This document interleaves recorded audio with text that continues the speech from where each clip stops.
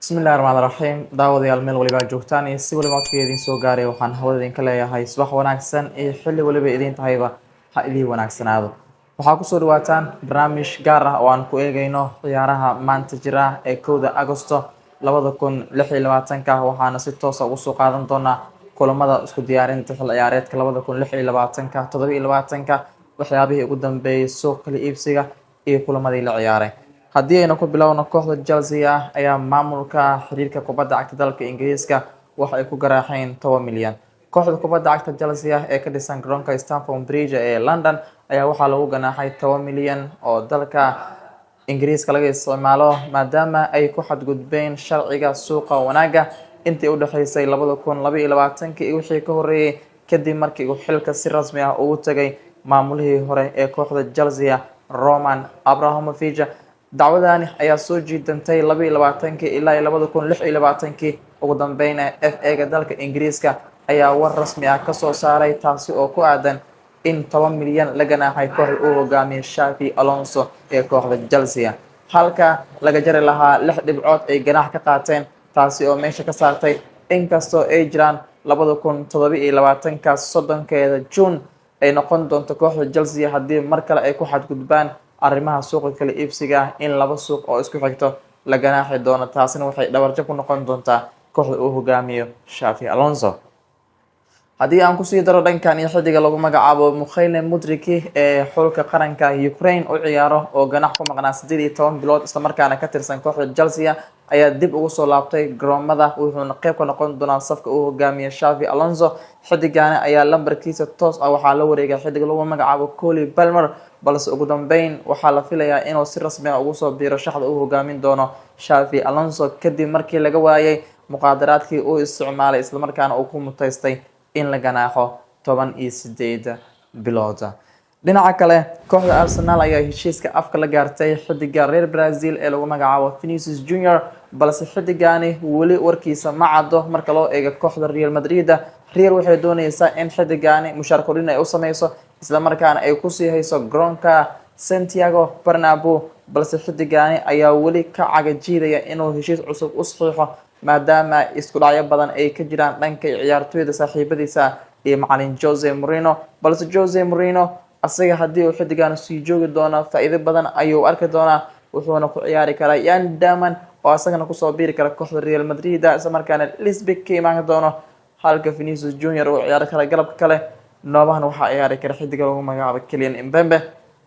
balse wada hadallo rasmi ah kooxda Arsenal lama yeelanin kooxda Real Madrid balse weli waxaa laga warsugi doonaa inta ka harsan suuqa kala iibsiga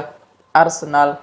Vini iyo kooxda Real Madrid halka ay ku kala dambeyn doonaan. Haddii ay soo qaadato kooxda Arsenal waxay noqon kartaa fursad kale oo muhiim ah oo kooxda Arsenal iyo Gunners-ba u suurtagelin karta inay difaacdaan horyaalka Premier League ee dalka Ingiriiska maadaama dhammaan macallimiinta kooxaha ku cusub ay weli ku cusub yihiin horyaalka sida Xabi Alonso Oriel oo ku cusub kooxda Liverpool halka xidiga lagu magacaabo Carrigan uu hogaaminayo kooxda Manchester United fursad ayuu u haystaa inuu difaacdo horyaalka EPL-ka halka diiradiisa koowaad ay tahay ku guuleysiga UEFA Champions League oo si aan wanaagsan kaga soo baxay xil ciyaareedkii la soo dhaafay.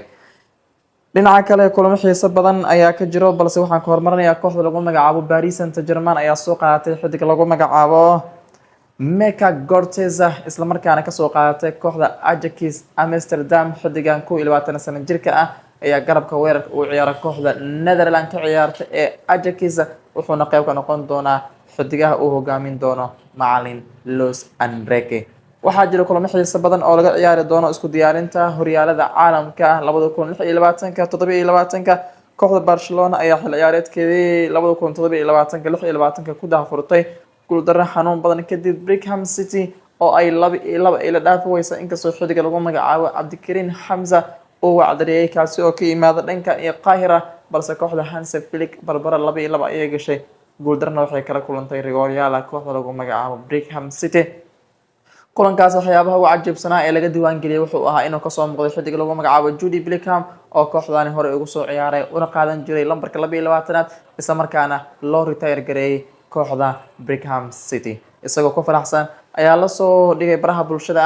guusha ay ka gaareen kooxda Barcelona. dhinaca kale waxaa jira maanta kulamo xiiso badan oo ka tirsan isku diyaarinta kooxda uu hogaamiyo macalin Jose Mourinho ayaa kulan xiiso badan wuxuu la leeyahay kooxda lagu magacaabo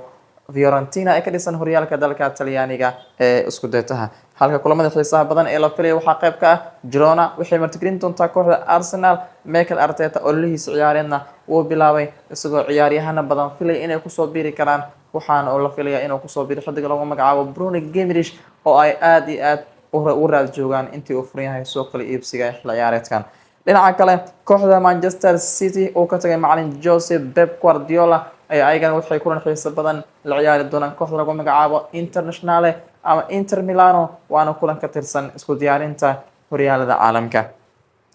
kulanka kale indhaha lagu hayo waa macalin kaariga kooxda Manchester United oo asagana la ciyaari doona Diego Simeone oo hogaaminaya kooxda Atletico de Madrid, kuwaas oo ayagana ciyaari doona kulankoodii ugu horeeyay. saaxiibayaal dhageystayaal intaan waxaa ku eg barnaamijkeeni maanta oo aan ku eegaynay kulamada ugu xiisaha badnaa, warbixinadii iyo waxyaabihii laga yiri suuqa kala iibsiga xilli ciyaareedkan. waxaan ahay Bilaal Daahir Waane, waxaan nagala socotaan baraha internetka aynu ku leenahay social media ee Bilaal Media, YouTube-ka, Facebook-ga iyo waliba aalada TikTok-ga. waxaan rajaynayaa inaan ugu soo biiri doonto isla markaana qayb ka noqon doonto safarkeena aan ku doonayno inaan qayb ka noqono dhalinyarada